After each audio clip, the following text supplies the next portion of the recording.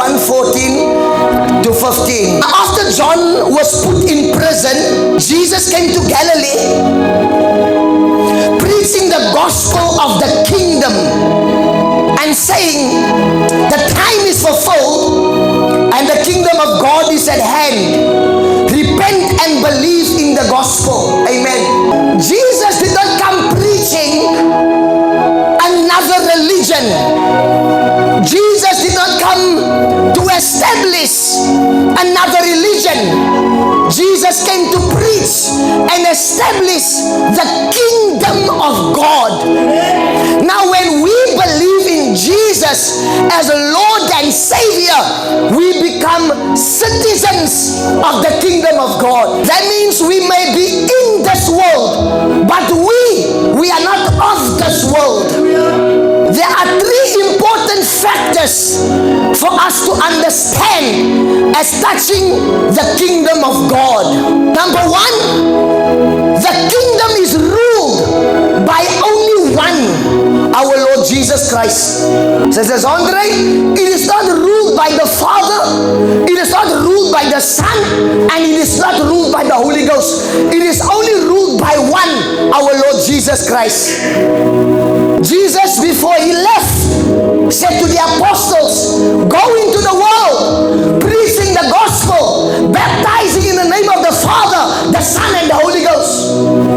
But on the day of Acts chapter 2 verses 38, when the apostle, under the influence of the Holy Ghost, he preached to 3,000 people saying, be baptized, not in the name of the Father, the Son, and the Holy Ghost. He said, be baptized in the name of the Lord Jesus Christ for the forgiveness of your sin, and so that you can receive the promise of the Father. What changed? This apostle heard the instruction of Jesus and he did something else. It is because the apostles got a revelation that Jesus is the Godhead bodily. In Jesus is the Father, in Jesus is the Son, and in Jesus is the Holy Ghost. So the kingdom of God is only ruled by one, our Lord Jesus Christ. An important key to understand about the kingdom of God is the kingdom is governed by a constitution. And the constitution that the kingdom is governed by is called the Constitution of the Word. The Constitution, Pastor Matthew, in this country is the highest authority, even higher than the president. If the Word, therefore, is the constitution of the kingdom of God, it means that this Word is higher in authority. And God himself, the Bible says he has honored his word higher and above his name.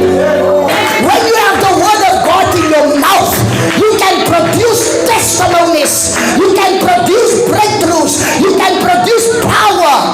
Number three, the prosperity, the success, and the dominion of the kingdom of God is predicated upon the anointing hidden in kingdom principles. If you want to walk in success according to the pattern of God, if you want to walk in victory according to the pattern of God, if you want to walk in dominion according to the pattern of God, if you want to walk in prosperity according to the pattern of God, you must understand the anointing hidden in kingdom principles and you must apply it in your life. A believer that understands and applies the anointing hidden in kingdom principles is a mature and a responsible Christian. Daniel 5:12. In as much as an excellent spirit, knowledge, understanding, interpreting dreams, solving riddles, and explaining enigmas were found in this Daniel, whom the king named Belteshazzar. Now let Daniel be called, and he will give the interpretation. There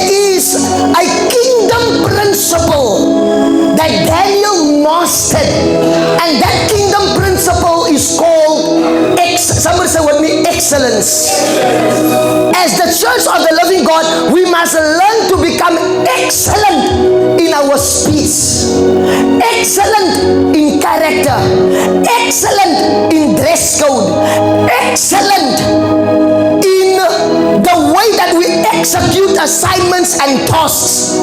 Because within excellence, there is an anointing that can produce extraordinary results. The king preferred Daniel above the magicians in the kingdom. The king preferred Daniel above the Chaldeans. The king preferred Daniel above the witches and the warlocks. The king preferred Daniel above the wise men in the kingdom. The reason why the king preferred Daniel was not because Daniel was the only one that could interpret things, but it was because of the way that he does it. He did it with excellence. You are on your way to an interview for a job, for example. You are on your way to go meet a business client, for example. You are on your way to go meet someone who has the potential to open a door for you. Make sure that as you are going on your way, that you go with the spirit of excellence. You must learn about the excellency in knowledge. You can't have knowledge about everything, but none of that everything that you know of is working for you. That is not excellency in knowledge. That is just a fool that has information. Excellency in knowledge is where I've gotten to a point where the body of information I carry, it is so well put together, I can explain it accurately and it can produce results to whoever is listening to me. Jack of all trades, master of nothing.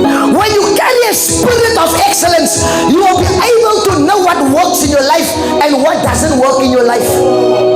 When the king made a decree and the king said, nobody is to pray to any God except to my God. You know why Daniel did not stop that prayer? It is because Daniel knew it was the excellency of his prayer life that produced a spirit of excellence in him. Why should I abandon what's working for me? That is why even when they threw him in the prison, the lions could not devour him. The spirit of excellence was his protection. Imagine that after his prison sentence came to an end, the king himself came to the door. The Bible says the king didn't sleep for the whole night. You do know the king is the ruler of the realm. How can you be so valuable in a kingdom that the king loses sleep because he had to punish you? There's a spirit of excellence that produces extraordinary results in your life. You must be so excellent at your work that your boss cannot sleep at night when you don't come to work and you didn't say why you are not coming. You must be so excellent that when you fall sick, your client says, I will go nowhere else, I'll wait till you recover. As a man, Jesus hung on the cross, but as a God, he rose from the dead again. As a man, Jesus slept in the boat, but as a God, he stilled the storm. As a man, Jesus gave thanks to the Father, but as a God, he multiplied the fish and the bread. You must understand that there's a natural side to you and there's a divine side to you. You carry a spirit of excellence. Do I have remnant in this place? Ready to carry the excellent spirit of God. There's a divine side to you and there's a natural side to you. The problem is we are so natural that we forget about the divine. You will have an excellent spirit in you because excellence is a kingdom principle. The spirit of excellence, you must express it even towards people that you think don't have the ability to give you favor. Joseph enters the prison. The warden has a dream. Excellently he interprets the dream of the warden. The butlers of the king, they are thrown in the cell next to Joseph. They have a dream while they are in prison. Joseph interprets their dreams so accurately. He tells them in 3 days you will be released from prison. 3 days later they are released from prison. However, Joseph remains in prison. In the most uncomfortable circumstance, he expresses excellence.